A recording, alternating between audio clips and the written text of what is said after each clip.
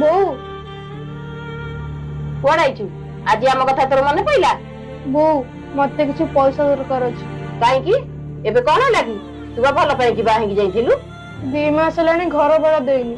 ତତେ ତ ମହେଶଙ୍କ ଆଦତ ଜଣା ଅଛି ନା, ସେ ମଦ ପିଇ ଜୁଆ ଖେଳିକି ସବୁ ପଇସା ଉଡେଇ ଦେଲେ। ଆଗରୁ ଯଦି ଆମ କଥା ମାନିଥାନ୍ତୁ ତାହେଲେ ଏ ଦିନ ତତେ ଆଜି ଦେଖିବାକୁ ପଡିନଥାନ୍ତା। ଏବେ ଭୋଗ ଯା ଏଠୁ। ଠିଆ ହେଲୁ କଣ ପାଇଁ? ରମା ବୁଢୀ ତତେ କେତେ ପଇସା ଦରକାର? ଭାଇ 25,000। ର ଦଉଛି। ନେ ବୁଢୀ।